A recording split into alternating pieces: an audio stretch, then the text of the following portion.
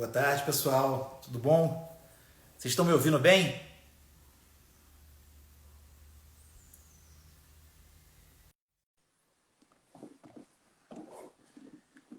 Vocês estão me ouvindo bem? Como é que tá?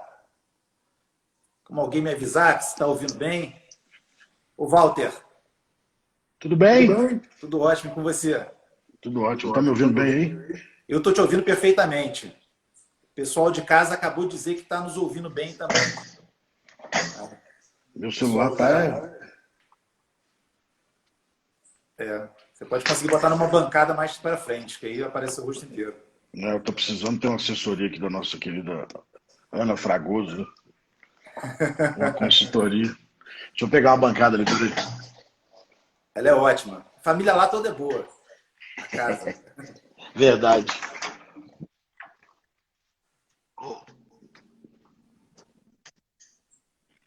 E aí, pessoal, boa tarde. Estou vendo muita gente querida aqui entrando. Ana Suezema, do Minuto Tributário, Luciano Assis, Gustavo Azevedo, Gustavo da Gama, professor da UERJ, querido, Breno Bender. Breno Bender, nosso aluno querido do PJT, chegando na hora aí. Breno Bender, um dos melhores alunos que a gente já teve em todas as turmas do PJT até hoje. Mas não costuma muito chegar na hora, né? Estou até feliz que ele chegou hoje. Alexandre Pereira, nosso aluno querido também, Wallace Ribeiro. Wallace Ribeiro fez um trabalho maravilhoso no PJT, tratando exatamente desse tema. Eu fui da banca do trabalho dele e aprendi muito. Felipe Durão, aluno do PJP, Salomão, Emanuele Lousada, minha querida, fala de escritório, grande advogada, Alan Calmon, Tamires de Souza, Luísa Goulart, ótima advogada lá do escritório, Micaela, Luiz Marques, aluno querido do PJP, Vanessa, nossa aluna também querida, Michel, professor do PJP, Cristiano Lomba, João Gasparino. Tem muita gente aqui, muita gente querida, hein? E mais gente cada vez entrando. Mônica Pinho, nossa ex-aluna querida lá do PJT, procuradora da Fazenda Nacional, Renata Ferreira. Muita gente querida prestigiando a gente aqui, Walter. Ué, que coisa boa. Não é? Os mineiros e os cariocas se dão muito bem, né? Muito. Tenho muitos amigos aí, né? A gente está sempre fazendo eventos juntos, né? Verdade. Vocês são muito queridos. Eu estou muito honrado de estar aqui hoje. Você é muito querido aqui também. Muito querido Uma coisa boa. e admirado. Ah, que é isso. Como é que tá a quarentena por aí, o corona? Ué, aqui em Belo Horizonte, né, as regras foram rigorosas desde o início. Então, Entendi. está tendo uma incidência mais baixa, mas a grande preocupação é como que volta, né? E como eu Entendi. disse ontem, Fábio, a gente precisa, de alguma forma, pensar, até do ponto de vista tributário, como que a gente fará essa retomada, né? Porque o Brasil sai dessa crise, quando sair, extremamente fragilizado. Ele entrou fragilizado, né, com um déficit fiscal absurdo, e sai mais fragilizado ainda. Então, de algum, você vai ter um Estado sem receita, contribuintes absolutamente sem caixa e consumidores sem renda para gastar, né? É. Então, vai ter que haver uma grande discussão nacional de como a gente retoma, de alguma forma, o crescimento, pelo menos retoma a própria economia. É um cenário de caos, né? Um cenário de É, caos total. Bom, vou agradecer o pessoal que está aí em casa e vou começar. Hoje a gente vai tratar, dentro do enfoque do PJT, de estudo de jurisprudência, estudo da formação dos precedentes nos tribunais superiores, um tema incrível, que tem diversas decisões. O tema é sobre a configuração do fato tirador do imposto de renda, debatendo o conceito de renda e o conceito de indenização. Para isso, eu e o professor Walter Robato, a gente dividiu em 4 grandes grupos de ideias que a gente vai dividir com vocês hoje, com os senhores e com as senhoras. O primeiro deles diz respeito a quem compete julgar isso. O STJ, quase que secularmente, ele vinha decidindo sobre essa questão e o Supremo teve um caso que ele reconheceu com repercussão geral por uma questão específica lá, uma declaração de inconstitucionalidade do TRF da Quarta Região. Como é que é essa relação entre o STJ e o Supremo para julgar isso? Como é que o Supremo julga questões de inconstitucionalidade reflexa, não julga? Isso cabe ao STJ, como sempre julgou. A segunda questão é a gente analisar em si a jurisprudência do STJ sobre o tema, distinguindo receita, renda e indenização. O terceiro é como a doutrina pode criticar, avaliar, elogiar, pode opinar com relação a essa jurisprudência consolidada nos tribunais superiores. E no quarto bloco, a gente vai tentar entender se essa conceituação de renda e indenização ela é a mesma para fins de configuração do fato gerador do imposto de renda e para fins da configuração do fato gerador da contribuição previdenciária. Em primeiro lugar, eu vou agradecer muito o meu amigo querido Walter Lobato por ter aceito fazer essa live com a gente. Para mim é um prazer muito grande. Eu vou falar um pouco do currículo dele, mas eu não vou elogiar porque eu não elogio mais amigo. Então não vou falar que o Walter é considerado um dos melhores advogados do país. Foi eleito aqui por diversas dessas revistas especializadas. Então não vou falar isso. Não vou falar que o Walter é mestre, doutor em direito tributário pela FMG. Vou falar que ele é sócio de um dos maiores escritórios de direito tributário do país, porque eu não falo mais, não elogio mais, entendeu? Não vou falar que ele é presidente da ABRADT, que é uma das maiores associações de direito tributário do Brasil, então não vou falar nada disso, porque senão parece que eu fico elogiando muito meus amigos, parece que é mentira, então não vou querer mais me referir. Então, muito obrigado, Walter, por ter aceito o nosso convite. Cara, é um prazer, Fábio, é um prazer enorme estar aqui, né? Eu já conheço o curso aí, acompanho, vejo o alto nível técnico que vocês têm. Tenho uma ligação profunda com o Rio de Janeiro, seja porque minha família, tanto de pai e de mãe, são do estado do Rio de Janeiro, seja porque aí eu tenho grandes amigos, estou vendo vários entrar aqui, Marcos Artiles e tantos outros que nós vamos bater esse papo hoje. Então, para mim, é uma absoluta alegria estar com vocês hoje. Obrigado. Vamos começar, Walter. O STJ vem julgando muito essa questão sob a ótica da legislação infraconstitucional. Como é que você vê isso? Você acha que isso vai ficar mesmo na mão do STJ? Será que o Supremo não tem mania de tentar revisar as decisões do STJ, muito embora o nosso sistema ele não esteja hierarquicamente superior ao STJ. Ele tem uma divisão de atribuição de competência, no 102 e no 105, diferente, né? Mas será que ele vai meter a mão nessa cumbuca? Qual é a sua impressão? A gente tem um problema no nosso sistema muito mal resolvido, né? Que é uma Suprema Corte que julga absolutamente tudo, né? É uma Suprema Corte que a Suprema Corte americana julga 4% em relação ao número de processos que o Supremo Tribunal Federal julga. Então você já começa com um problema sistêmico que não é somente do direito tributário, que é um Supremo Tribunal Federal absolutamente atolado de temas e de demandas e que para ele tudo se atrai. Isso é muito ruim em 2 pontos. Tanto é que antigamente, não é do meu tempo, eu juro, você tinha só o Tribunal Federal de Recursos, depois você ia para o Supremo. Não existia a figura do STJ. A figura do STJ veio exatamente para tentar desafogar um pouco. E o que nós vimos de 88 para cá é uma duplicidade de jurisdição. Ou seja, como tudo foi tratado exaustivamente pela Constituição, e assim o foi, porque o contexto da época era para saímos de um período ditatorial, então havia uma sede de garantir direitos individuais, sociais, de cidadania na Constituição, foi colocado nós fizemos uma Constituição extremamente exaustiva. E a partir daí, tudo cai no Supremo. Eu acho que nós precisamos racionalizar. Eu vejo 2 pontos importantes nessa história. Primeiro, racionalizar essa competência. Porque, veja, quando o STJ se pronuncia sobre qual tema for, e aqui eu me lembro de um tema, lembrei agora, de um tema que era o caso da COFINS, da sociedade civil, né, da sociedade de advogados, médicos, arquitetos. Quando o STJ se pronuncia sobre determinado tema, ele emana ao cidadão uma expectativa legítima de que aquela é a conduta que ele deve realizar. Ele passa a seguir aquela conduta e, eventualmente, depois, o Supremo puxa a orelha dele, com o perdão da expressão, e muda o posicionamento.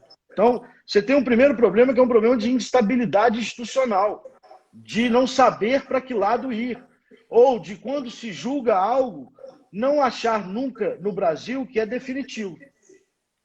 Você tem o segundo problema, Que Nesse caso da COFINS, tinha até súmula do STJ tinha súmula do anterior STJ. à revisão que o Supremo fez. Exatamente. Aí você tem o segundo problema, que é você alonga demais o processo, você alonga demais a discussão judicial. E qual que é o efeito do alongamento da discussão judicial?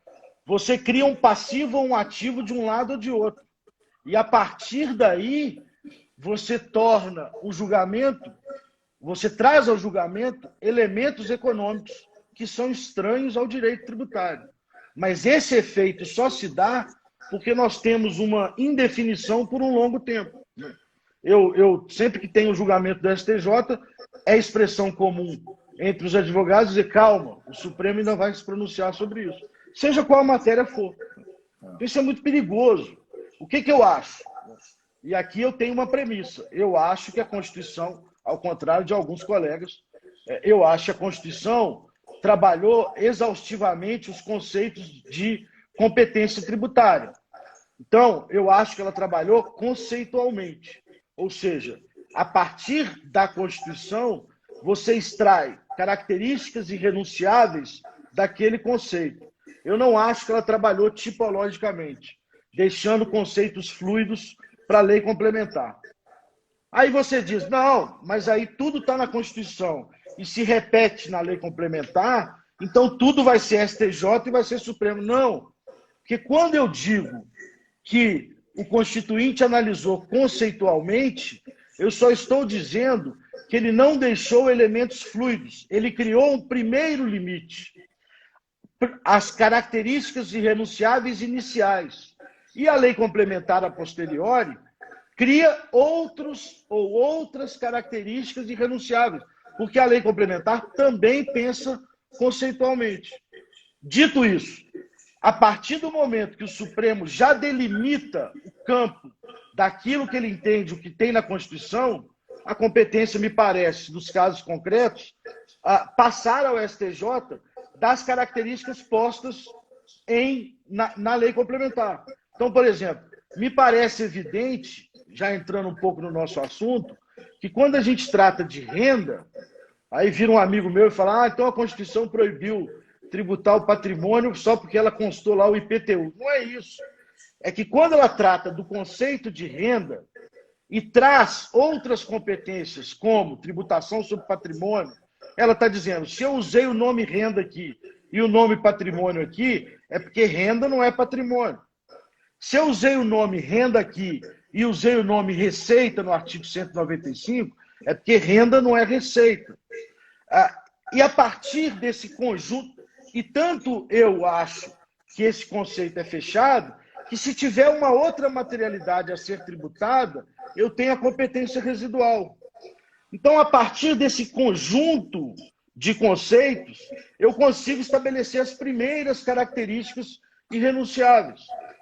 A primeira característica que eu vejo claramente, que é uma característica que não é só da Constituição, mas é uma característica que vem historicamente do direito tributário, aceita pelo direito tributário em todas as partes do mundo, é que renda, de alguma forma, significa acréscimo patrimonial.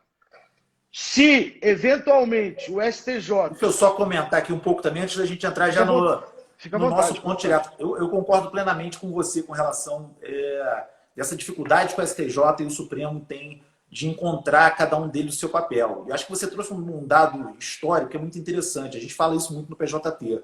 O TFR, o antigo Tribunal Federal de Recursos, ele foi criado pela Constituição de 1946 e durou até a Constituição de 1988. Todo mundo fala que o STJ nasce do TFR, o que não é uma mentira, mas é uma meia-verdade, que o STJ e os nossos hoje cinco, né, estão tentando criar o sexto, tribunais regionais federais, nascem do TFR. Essa é a grande questão. E eu acho que o STJ ainda não soube se distinguir o papel de ser um tribunal regional federal e, como era o TFR, e que hierarquicamente está abaixo do Supremo Tribunal Federal, era a Corte de Revisão, a Corte de Cassação para matérias julgadas que envolviam a União Federal, e estava realmente abaixo do Supremo Tribunal Federal, e de ser o STJ. ele ainda vive nesse misto. Por quê? Quando o STJ nasce na Constituição de 1988, todos os juízes, e já eram chamados de ministros naquele momento, que compunham o TFR, foram compor o STJ e tiveram quadros novos para os tribunais regionais federais. Então, aqueles ministros que ficaram lá até o último desses ministros do TFR ficou lá até 2010, então ficou muito recentemente, até ontem o primeiro presidente do STJ morreu, né, o ministro Gueiros, então a notícia é muito triste, mas que era ministro também do TFR. Eles não souberam lidar com essa competência nova de ser uma corte de precedente. E o STJ, ele sempre abaixa a bola para o que o Supremo Tribunal Federal fala. Quando, na verdade, quem julga em última palavra direito, a interpretação infraconstitucional do direito, é o STJ. O Supremo não pode julgar isso. Se o STJ julga alguma matéria, analisando, definindo o alcance da legislação infraconstitucional, não importa mais se o Supremo... Se ele diz assim, ó, isso é ilegal, não importa o Supremo dizer que é inconstitucional ou constitucional. Não existe um julgamento por 2-0. Ó, foi ilegal e inconstitucional, então vai ser pior ainda, vai ser mais ilegal, mais inconstitucional. Não importa. Ser ilegal, por si só, deve ser expelido do ordenamento jurídico. E essa interpretação, ser ilegal ou não, esse olhar para a legislação infraconstitucional é do STJ. Então, o STJ, eu não sei se ele entende o quanto de poder e o quanto de competência, se ele tiver uma jurisprudência mais séria, ele pode ter. Eu não sei se os ministros do STJ, eles têm talvez um sonho de serem ministros do Supremo Tribunal Federal. Você vê, tiveram vários ministros do STJ que se tornaram depois ministro do Supremo Tribunal Federal. O ministro Fux, ministro Teoria, Menezes Direito, Ilmar Galvão, Carlos Veloso. Tiveram vários que se tornaram ministro do Supremo Tribunal Federal. Nunca teve um ministro do Supremo Tribunal Federal que se tornou depois ministro do STJ. Então, eles sentem que o Supremo é superior ao STJ. Mas essa não foi uma escolha do nosso ordenamento constitucional. E isso é muito importante. E o Supremo, ele se sente, quando ele quer, com o poder de julgar tudo. Esse poder realmente, nos últimos tempos, lhe foi dado, tentando dar uma semelhança no julgamento do Supremo, que ele escolhe, ao writ of certiorari da Suprema Corte norte-americana. Isso se deu com o Instituto da Repercussão Geral. A repercussão geral ela é diferente do recurso repetitivo. O recurso repetitivo, se não tem recurso repetitivo, o Superior Tribunal de Justiça vai julgar. Só que se não tem repercussão geral, ela é uma análise, é um requisito de admissibilidade do recurso ordinário. Então, quando não tem repercussão geral, o Supremo Tribunal Federal não vai julgar. Então, de algum modo, hoje, ele passa um pouco a ter uma margem de escolha maior do que ele vai julgar ou não. Só que, na minha opinião, são dois critérios que são concomitantes e tem que andar em paralelo. A questão tem que ter repercussão geral e tem que ter índole constitucional também. Tanto que a votação do plenário virtual para ele escolher são votações diferentes. Então, uma questão que não é constitucional, uma questão que é infraconstitucional, ainda que tenha repercussão geral, ainda que o Supremo Tribunal Federal tenha alargado a sua margem de subjetividade ao escolher uma questão para julgar, assim como na Suprema Corte norte-americana e em algumas outras Suprema Cortes, ele não pode escolher a bel prazer. E isso o Supremo Tribunal Federal ainda não se tocou tão bem. Ele escolhe, eu acho que por critérios muito pessoais e muito políticos. E isso, eu tenho certeza, é uma convicção que eu tenho de que nos próximos 10, 20 anos, ele vai deixar de escolher tantas repercussões gerais. Por quê? Ele escolheu tanta coisa que se ele parece só para julgar isso, ele demora mais de 10 anos. Então, uma repercussão geral que é eleita a repercussão geral hoje, ela não vai ser julgada antes de 10 anos. Então, daqui a 10 anos, se ele continuar fazendo isso, vai triplicar a quantidade de repercussões gerais. Então, uma repercussão geral eleita não vai ser julgada antes de 30 anos. E isso é impossível. Você falou muito bem, a Suprema Corte norte-americana ela julga muito menos. Você pega o que ela julga em writ of certiorari, são 70 casos por ano. É muito pouco. O Supremo Tribunal Federal julga muito mais. Se for contar as decisões monocráticas do Supremo, o Supremo julga 125 mil casos. Não existe isso. Ele não tem como pacificar 125 mil questões. É impossível. E aí, quando ele chegar nisso, como a gente teve recentemente julgamento de software, de disquete, CD, isso nem existe, mas quando ele chega nisso, exatamente, ele está distante do fato social. E o direito, quando se distancia do fato social, perde a legitimidade. Fala assim, isso aí não vai pacificar nunca. E mais, eu concordo com as pessoas que estão comentando de que a nossa Constituição é muito analítica e atraiu esse sistema. Mas não é só a Constituição, é a forma como os tribunais superiores se postaram diante da Constituição. Veja, você não precisava admitir tantas repercussões gerais. Você poderia colocar em plenário e dizer: esta matéria já sofreu as balizas constitucionais pelo Supremo nos precedentes tais, tais e tais. A partir de agora, STJ, a matéria é sua. Respeite as minhas balizas, que são as balizas da interpretação da Constituição.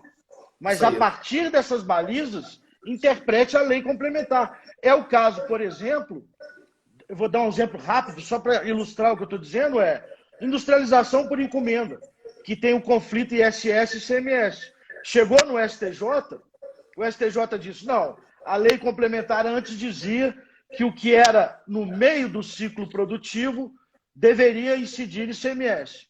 A lei complementar nova retirou esse termo, então eu, interpretando a lei complementar, entendo que tem que passar a tributar o ISS.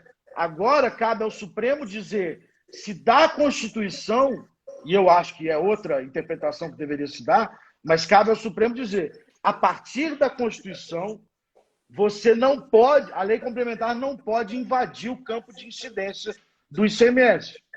Então, cabe ao Supremo esse papel, o papel de estabelecer as balizas e as características que são extraídas da Constituição. E não corrigir a interpretação da lei. Perfeito, perfeito. Nesse tema, agora já entrando no nosso tema que envolve um conceito constitucional de renda, mas envolve uma interpretação também da legislação infraconstitucional, do que é indenização, do que é renda.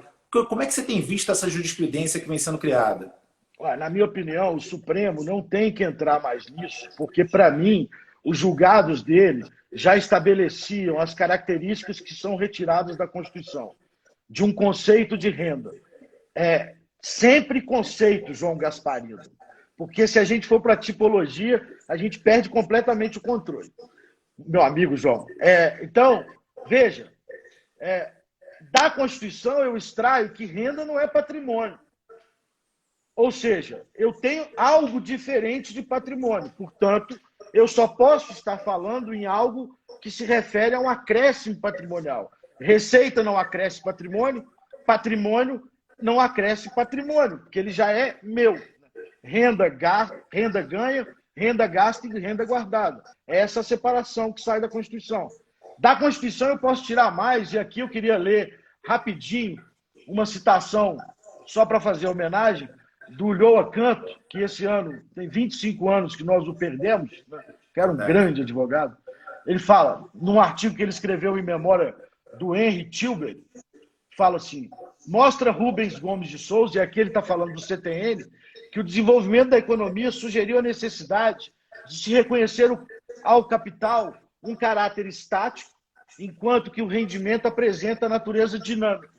Capital seria o montante do patrimônio no momento certo, ao passo que renda seria o acréscimo de capital verificado por comparação de dois momentos determinados. Então, da Constituição, eu já tenho as balizas necessárias e o Supremo já julgou isso, que eu preciso de acréscimo patrimonial, e acréscimo patrimonial é algo que não é estático. Ele precisa de dois momentos de comparação para que ele possa verificar a existência ou não do acréscimo patrimonial. O conceito de realização tem que ser trabalhado pela legislação infraconstitucional, exceto se ferir capacidade contributiva. Então, para mim, já existem elementos para que a matéria fique absolutamente restrita à interpretação da lei complementar. Concordo. E esse é um tema que ele é bem emblemático, né? Porque, como a gente tem diversas rubricas em que existe a dúvida se é renda ou se é indenização, não faz o menor sentido o Supremo entrar em rubrica por rubrica. Até o STJ mesmo, não sei se faz sentido, porque o STJ pode dar uma delimitação mais geral e depois os tribunais e os juízes de primeira instância aplicarem. Mas, com certeza, o Supremo Tribunal Federal não faz sentido ele entrar nisso. Basta você ver. Vou te dar um exemplo do que você citou, que nós vamos falar no final. Contribuições previdenciárias. Para eu saber o que o STJ já decidiu e o que o Supremo já decidiu, eu pedi para a minha equipe fazer uma tabela de Excel. STJ decidiu, o Supremo decidiu, ainda não decidiu. porque é terço constitucional, 15 dias que antecede. Se a gente for levar aos tribunais superiores cada rúbrica e passar pelos dois, o efeito é, eu crio um passivo ou um ativo tão grande que eu vou ter que trazer para o direito tributário que a gente nunca quis, que é a interpretação segundo os efeitos econômicos. Exato. E você tem como me explicar, então, um pouco agora, mais doutrinariamente, como é que você acha que deveria ser a leitura correta desses conceitos de renda e indenização? O STJ ele tem feito uma leitura correta, na sua visão? Então, a questão nasce no STJ, pelo menos para mim é a decisão mais emblemática, que é o recurso especial de 2008, deixa eu ver se é 2008 mesmo, que relatoria era do ministro Luiz Fux, 2009, é o RESP 111.6460, que lá ele diz, tratando aqui do nosso tema, né, ele diz, a incidência do imposto de renda tem como fato gerador o acréscimo patrimonial, artigo 43 do CTN, sendo por isso imperioso prescrutar a natureza jurídica da verba percebida, a fim de verificar se há efetivamente a criação de riqueza nova. Se indenizatória, que via de regra não retrata hipótese de incidência da legislação, ou B, se remuneratória, ensejando a tributação.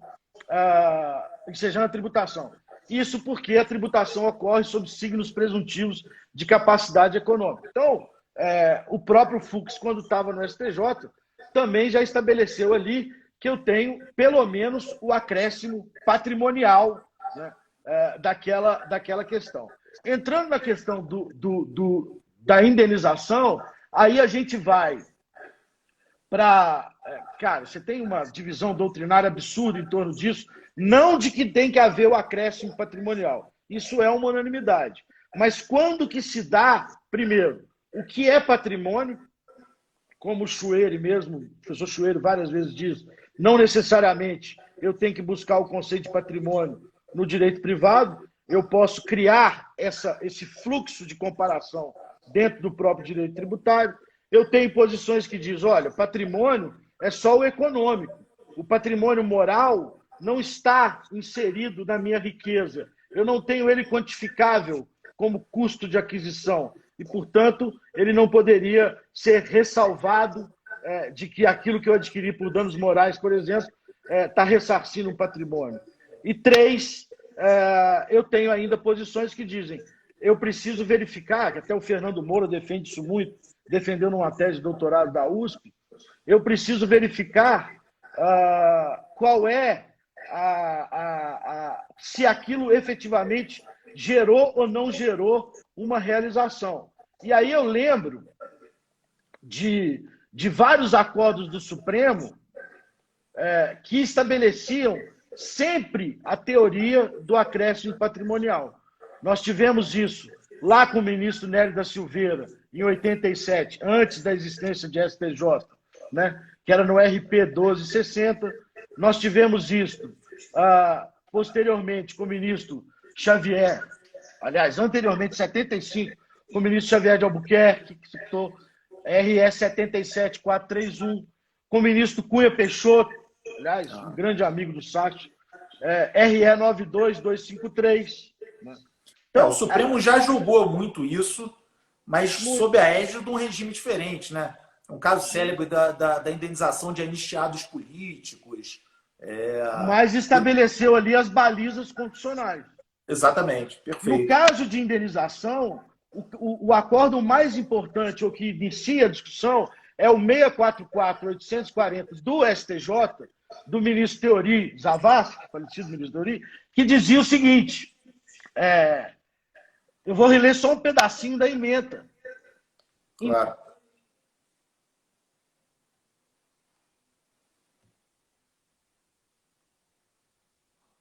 Acho que o seu vídeo pausou, Walter.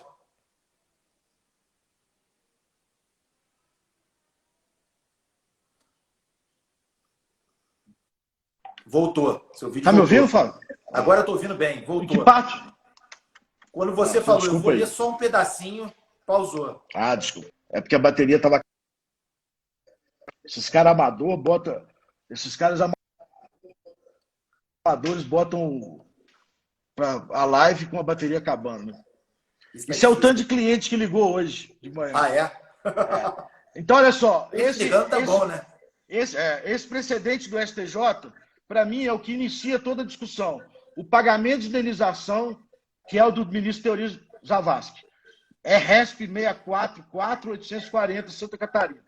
O pagamento de indenização pode ou não acarretar o acréscimo patrimonial, dependendo da natureza do bem jurídico a que se refere.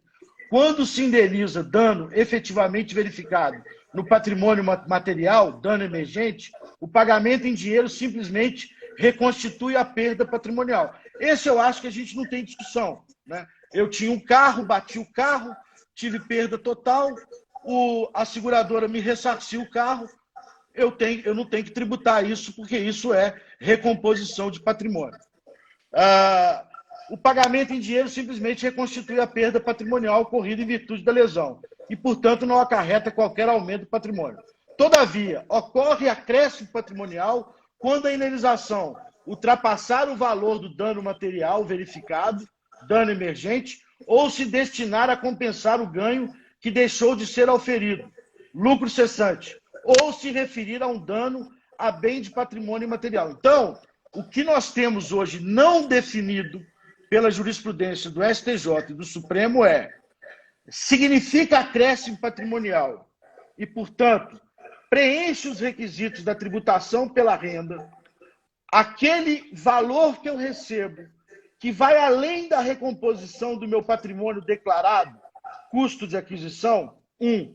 2, que vai ressarcir o meu patrimônio imaterial, por exemplo, lucro cessante, danos morais. E 3, que vai ressarcir o meu lucro futuro, por exemplo, lucros cessantes.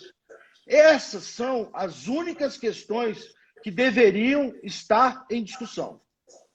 Só que, antes de eu responder se essas tributam ou não, eu preciso lembrar a vocês, deixa eu abrir aqui, que o Supremo está para julgar, e aí tem muito a ver com o que você falou, eu separei vários acordos para a gente comentar, mas eu quero falar do Supremo primeiro. O Supremo está para julgar duas matérias importantes sobre isso. Tema 808, incidência do imposto de renda sobre juros de mora recebido pela pessoa física, e tema 962, incidência do imposto de renda, pessoa jurídica e IRPJ e CSLL sobre a taxa Selic, juros de mora e correção monetária recebida pelo contribuinte na repetição do indébito. Isso.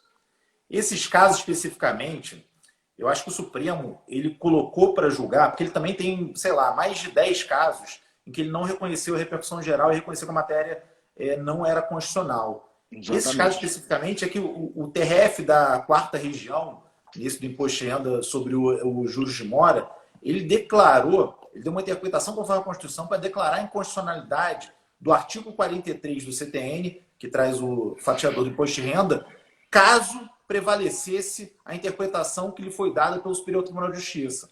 Aí, como a declaração de inconstitucionalidade, como um tribunal julgou inconstitucional, como uma decisão julgou inconstitucional determinada lei, o Supremo acaba que julga até pela linha B mesmo, né? Ele teria que julgar exclusivamente pelo... Sim, mas o que eu quero... Nesse caso, ele devia julgar e falar assim, olha só, a decisão do TRF, que decidiu com base na constitucionalidade, ela é nula, porque não é uma questão de constitucionalidade. Então, profira nova... Porque ele não precisa julgar. É ele que tem que estabelecer as balizas de quando se aciona a Suprema Corte. Se ele não o faz, se ele revisa o julgamento, como ele já fez com o STJ e como ele já fez com os tribunais, ele está dizendo que a competência é dele. Mais do que isso, Fábio, o que ele precisa dizer aqui não é qual é o conceito de renda. O que ele precisa dizer é se esses juros têm caráter de ressarcimento ou não. Veja, ele não tem que voltar à origem se ele for julgar a constitucionalidade. Eu acho que ele não tinha que julgar. Porque, veja, ele já disse que acréscimo patrimonial e que renda pressupõe fluxo, não pressupõe algo estático. Muito bem. Se ele já deu essas características, caberia ao tribunal inferior julgar qual é o conceito de juros de mora.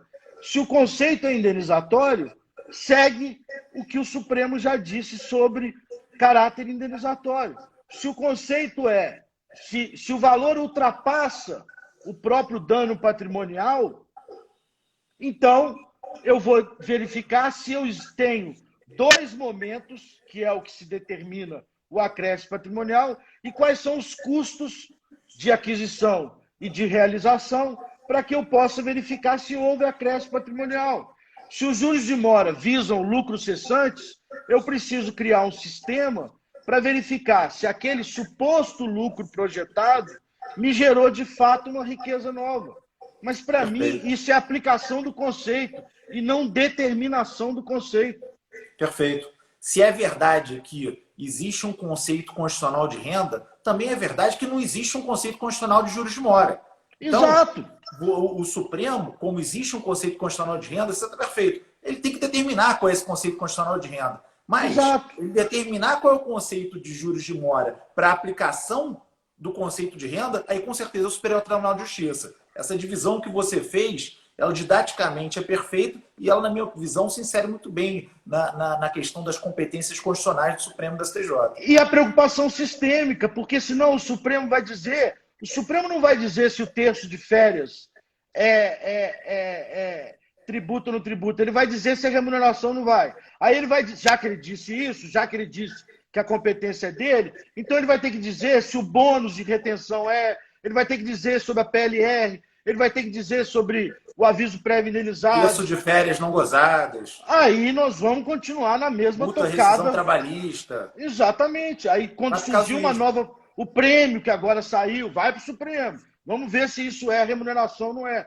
Ele tem que dizer quais são as características irrenunciáveis que se extraem da Constituição da palavra renda. Se ele disser não tem conceito de renda, quem determina a legislação complementar, a competência é toda do STJ. Se ele disser existe um conceito com algumas características que devem ser complementadas pela lei complementar, ele está dizendo... Nós entendemos que as características constitucionais são essas e essas. A partir disso, STJ, julgue. Perfeito. Na minha visão. Porque aí você tem um compromisso com o sistema jurídico e não com julgamentos casuísticos. No sentido de que se eu não consigo encaixar o quebra-cabeça. Se eu pegar todas as decisões que eu coletei do STJ e do Supremo e fizer disso uma espécie de quebra-cabeça, as peças não se encaixam. Porque para cada momento eu estabeleço uma natureza diferente. O que está sendo levado ao Supremo do juros de mora, eu concordo com você, que o que foi dito pelo Tribunal Regional é que era matéria constitucional. Mas o que está sendo levado ao Supremo é para conceituar o que é juros de mora. Esse é o problema. Ele tinha que simplesmente anular. Anula a decisão TRF da quarta região e fala assim, olha só, essa questão não é constitucional. Você não podia declarar inconstitucionalidade porque essa questão não é constitucional. Essa questão é de interpretação da legislação infralegal. E aí nem daria aso a entrar com recurso extraordinário. Bom, a gente, antes de ir para o nosso quarto bloco, que a gente já vai caminhando, infelizmente, para o fim, que a gente vai falar da questão das semelhantes contribuições previdenciárias. Mandar um abraço para o pessoal todo que nos assistindo aqui. André de Mello, Renata Ferreira, Gustavo Azevedo, Márcio Ávila comentou que acho que acréscimo patrimonial também incide sobre riqueza nova para desprender daquela visão de riqueza crescida. Micaela Dutra, Mônica de Pina, Suezima, Schutz, nosso amigo Carlos Henrique Bechara, Aline Krieger, do Tributário Atual, Tadeu Puritz, João Gasparino, Felipe Renault, André, Andros Graciano, Adilson Rodrigues Pires, nosso professor querido daqui da UERJ. Professor Adilson, grande figura. Bom, muita gente querida aqui, Gabriela Torga, Lohane Gama, Diogo Ferraz, nosso professor aqui do PJT também.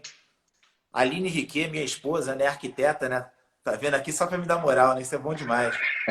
Júlio César Santiago, procurador da Fazenda querido. Então a gente, agradece muito, batendo 80 pessoas na live aqui, um sucesso. José Alder, nosso querido amigo daí de Minas, pessoal da Academia Fiscal, Tamires, Vamos entrar agora, para finalizar, Walter, esse conceito, essa distinção entre renda e indenização, ela deve ser analisada da mesma forma para a contribuição previdenciária e para imposto de renda? O que você acha? Não, aí que está. E até isso vai acabar esclarecendo uma observação que foi feita.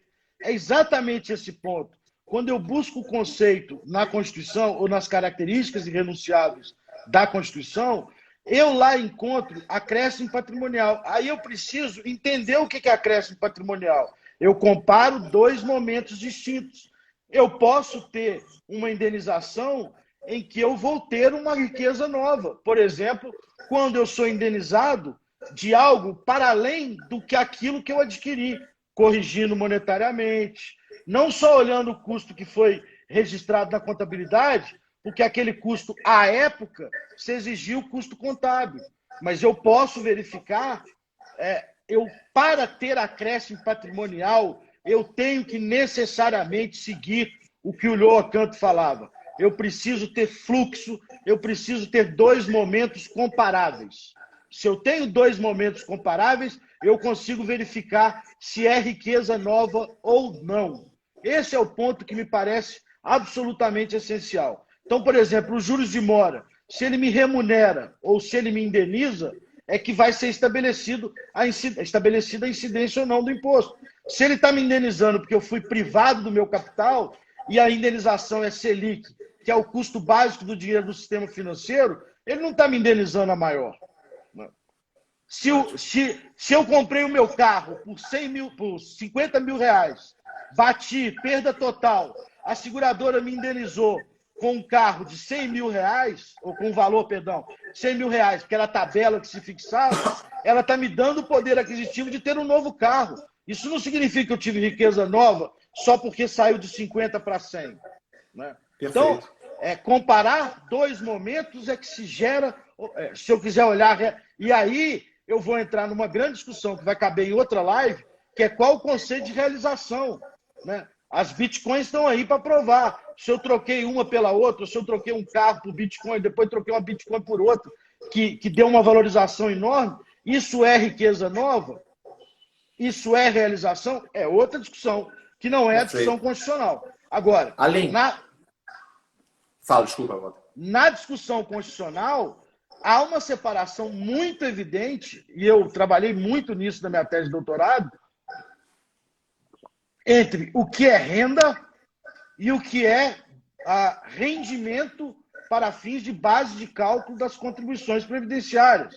Veja, um diretor mandatário tem um contrato com uma sociedade e esse contrato com a sociedade diz que se ele for retirado do cargo antes de fim do mandato, ele receberá todos os valores futuros. Ele trabalhou para receber isso? Não. Então, isso não é um rendimento do trabalho. Isso não é uma contraprestação ao trabalho realizado. Portanto, não há incidência de contribuições previdenciárias. Mas isso não significa que é uma indenização para recompor um patrimônio. Essa seria uma segunda investigação. Se ele recebeu uma indenização, ou seja, o que eu quero dizer com isso, não sei se foi muito claro, se é indenização... não é renda versus indenização, é remuneração mais do que... É mais importante essa palavra, né? Se eu descubro que não é renda, necessariamente não será rendimento para fins de contribuição. Não necessariamente, né?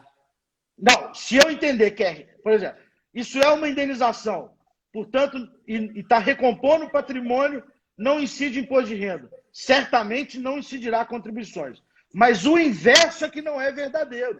Isso. Ou seja, se eu entender que aquela parcela não é indenização para fins de imposto de renda, não necessariamente será tributada nas contribuições, porque lá há um elemento adicional que é a contraprestação. Lá não se verifica se houve acréscimo patrimonial. Eu, quando pago o meu salário do empregado, eu não estou verificando acréscimo patrimonial. Eu estou verificando se ele trabalhou para receber. No rendimento do artigo 195, há um caráter contraprestacional. No 153 da Constituição de renda, aí já há acréscimo patrimonial, fluxo, né? Algo dinâmico que eu comparo dois momentos. Ela pode não ser indenização, só que não ser renda. Porque o mais Exato. importante da contribuição previdenciária é ser remuneratória. Por Exato. exemplo, nas festas de fim de ano das grandes empresas, é comum ter alguns sorteios. O sujeito ganha um carro naquele sorteio da festa de fim de ano. Esse carro, ele não é a base de cálculo da contribuição previdenciária, mas é um rendimento novo para o sujeito. Ele não foi uma verba remuneratória, não foi uma contraprestação ao trabalho, Perfeito, muito embora perfeito. tenha sido pago pelo empregador dele. E mais que isso, em adição ao que você falou muito bem, o Superior Tribunal de Justiça, o Supremo Tribunal Federal, vem angariando uma jurisprudência em alguns precedentes, falando que tem que ter uma adequada linha entre o salário de contribuição e o salário de benefício. A contribuição previdenciária, como você falou, ela tem uma natureza contraprestacional, ao contrário dos impostos, como é o imposto de renda. Então, se uma verba não constitui salário de benefício lá na frente, ela nunca vai poder ser utilizada como salário de contribuição. Tá? Antes da gente terminar, Walter... Exatamente, eu concordo com você 200%. Há um elemento contraprestacional no artigo 195 que nós nos perdemos por falta de compromisso com o sistema. Lá é só contraprestação porque está ligado ao caráter sinalagmático do trabalho e da previdência quando pagar o benefício. Na renda não tem isso.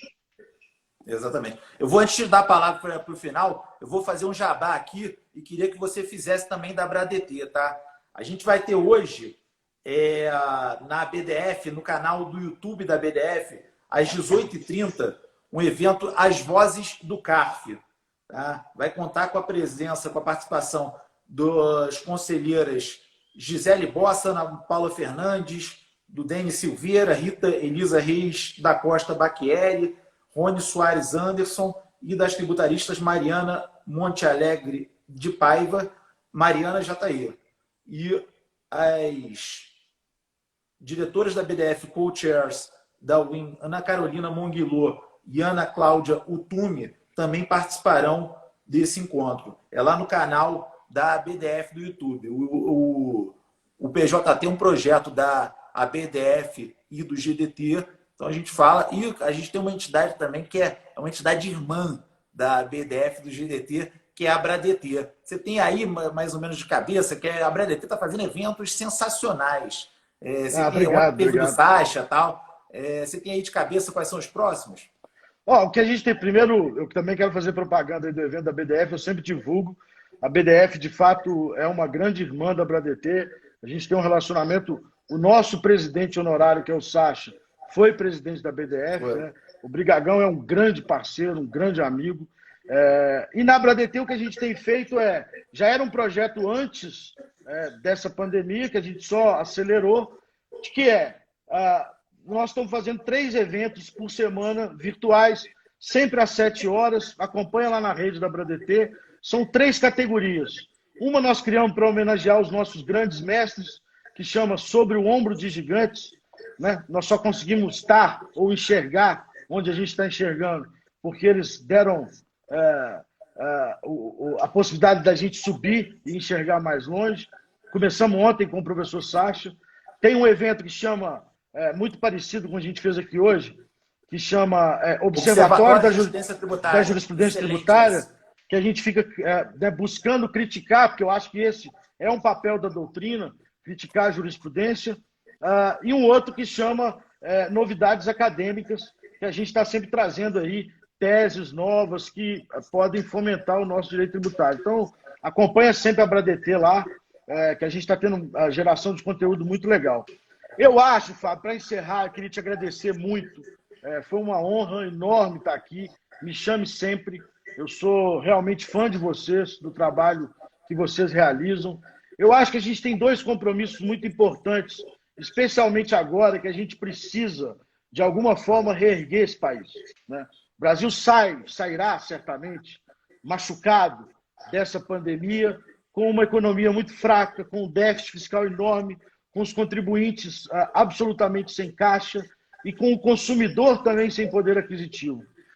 Eu acho que a gente precisa, no direito tributário, como vocês fazem muito bem, e a gente procura aqui humildemente fazer, é uma irmã mais pobre da BDF, a BDP, a gente precisa ter um compromisso com o sistema, um compromisso sistêmico, que eu acho que é o que falta muito na jurisprudência, com todo meu respeito aos ministros. É preciso pensar sistemicamente, para que o sistema tenha uma lógica. O problema do direito do sistema tributário brasileiro é que ele perdeu a lógica. Eu uma hora falo que isso fere a não cumulatividade, outra hora não fere. Uma hora eu falo que isso é renda, outra hora eu falo que não é. Nós precisamos ter compromisso com a estabilidade, ou seja, segurança jurídica, com a redução de complexidade, onde pode reduzir, e aumento da complexidade para buscar capacidade contributiva, e especialmente um sistema que seja menos injusto. Para ser menos injusto, nós temos que chamar o judiciário e falar de que forma nós podemos fazer com que você fique mais rápido, que dê respostas mais ágeis, que pacifique as questões de maneira mais célere. Então é isso, amigo. Acho que nós temos, no fundo, uma grande missão pela frente e vocês nos ensinam muito com o que fazem aí no Rio de Janeiro. Perfeito. Obrigado, Walter. É um grande prazer estar aqui com você. Eu acho que você dá um exemplo muito bom para as pessoas, que aquelas pessoas que são fora da curva, que são muito inteligentes, tal, elas não precisam ter soberba, elas podem ser humildes, agradáveis e gentis como você é. Isso é um exemplo muito bom para a gente seguir. Bom, vou agradecer. Na próxima quinta-feira a gente volta esse bate-papo aqui. Próxima quinta-feira é o professor Paulo Aires Barreto. Sensacional. Sensacional. Semana passada foi o Schweire. A gente tem também editorias diferentes no PJT. A de quinta, que eu tive a felicidade, que foi a editoria que me coube, eu recebo amigos de outros estados do Rio de Janeiro. Então, é sempre bom, a gente se encontra com gente de fora do Rio de Janeiro, sempre gente muito querida. Obrigado, Walter, por estar aqui com a gente. Estou sempre aí. Precisando, só chamar. Obrigado, público muito grande, telespectadores queridos. Amanhã a gente está aqui. Tchau. Um abraço.